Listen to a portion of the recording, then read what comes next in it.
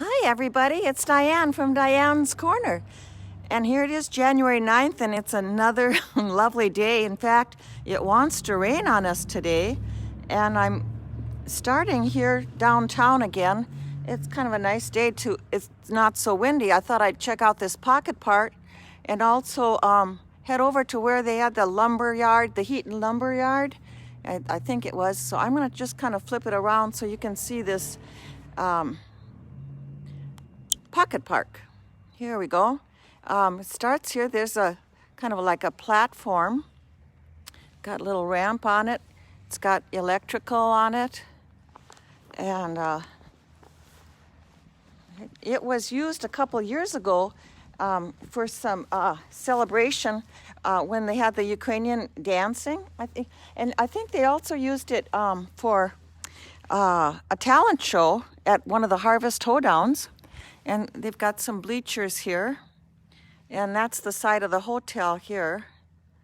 And then they've got some little bushes planted and some more trees planted here. So they just kind of created a little park from this empty space. Next door would have been Rosemary Damiano's building here. And just to kind of give you an idea what we're looking at, it's kind of quiet over here. And well, there's some lumber. And this is that apartment building on the end of the block.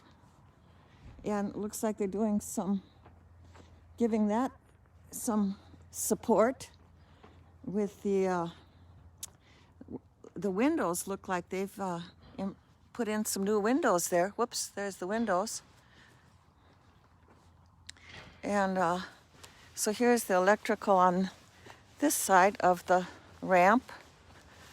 Another ramp here. So we're kind of looking at the back side of the buildings back here. It's always interesting to see. So there's some action going on. Now the lumber there reminds me, now this site I believe might have been where the Heaton Lumber Company was at one time. Maybe if you want to comment and let me know where I am, but I thought this was where all the buildings are gone now, but at one time when people were building homes, they needed lots of lumber, and where were they to get the lumber to build their homes? Well, they had to have a lumber yard, so the train would bring the lumber, I suppose, to Belfield. And let's see, there's the back of the hotel again. I'm parked over here. Oh, here's my papers over here. Sorry about that. I'm over here at the bleachers. But so I was thinking this morning about the lumber yard was very important part of Belfield at one time. Now there is no lumber yard anymore. But at one time, let's see, here it is. I found this picture. We at Heaton's are happy to have served Belfield, and it shows a picture of the lumber piles. So you can see that they needed lumber and other supplies for building homes. And so this was taken in 1908. It says, how does one measure the contribution of a business concern to a community such as Belfield? Through the years, we at Heaton Lumber Company have been privileged to have offered lumber and building supplies to the community and to the farmers and ranchers in surrounding communities. It has been a pleasure to see this area grow, and grow it has, as may be seen from the above photo taken in 1908 by A.E. McAdams. So that's one of the nice pictures of Belfield there. Amazing. For nearly 60 years, we have served this area. Through your continued patronage, we hope and plan to offer the best in building supplies in the years ahead, as we have in the years past. we believe that Belfield has a bright future, and we want to play our part in that future.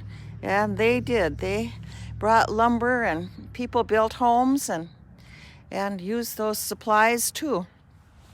Which also, I got a picture of a home here. Now this is this is how maybe a structure would have been built. They needed the lumber, and they needed the roofing materials. They needed chimney supplies. And I found this kind of interesting, banking the house. Now this is written by Ralph Scott. He wrote this. It says, today, having your home insulated against winter's cold and penetrating winds is considered a must. It helps to keep your living quarters comfortable and from drafty, and also helps in the cost of your winter's fuel bill. Modern day house insulating is much different than years ago when banking up the house was also a must. We banked up the house each fall before winter set in. It only went as far as the lower parts of the windows because around the foundation was the trouble spot. More than likely, the rest of the old house was badly in need of insulation too. But then we did the best we could with the materials that were handy. And they were very resourceful with their materials. Some used the black dirt, because he talks about some folks use black dirt from the fields to bank up their house. And this was time consuming and done by those with plenty of extra time, or when it was a dry, warm fall, when the soil wasn't frozen. Some did a good job of banking with dirt and even put up boards to hold it in place. And others would use flax straw for banking up the house. And that was always kind of dangerous because of the sparks from the ash. Well, he talked about lignite coal too, was burned in the stoves to heat the house. And I think in those days there were a lot of fires. When you read in these histories, there were several different, well, Belfield for one, part of it, Belfield burned in the earlier years. Other materials used for banking the house were such things as barnyard manure. Of course, that had its pluses and minuses. You had to clean the barn and use it for something, but on the disadvantage was the odor. So that was kind of the interesting consideration when building a building in the olden days. He says the old farmhouse where I was born wasn't anything fancy. It was a plain one-story home with an open porch on the south side, which would be grown over with green vines to temper down the hot sun in the summer. Yep, before winter set in, we too had to bank up our house, and usually the material we used was of the barnyard variety. So that was Ralph Scott. And I was going to walk over here because they got the little space here. There's somebody driving by. Over here to the Steve Procop house, because now that's one of the earlier homes around too, and thinking maybe they would have used lumber from the Heaton Lumber Company. Right now this is storage, and gee, it's a quiet January day, but again, nice walking and hiking around the area. Humidity is high, like it might want to rain again.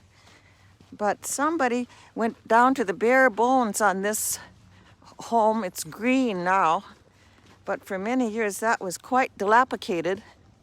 And they've really built it up into a beautiful Victorian style home that looks quite appealing to anybody that might be coming by.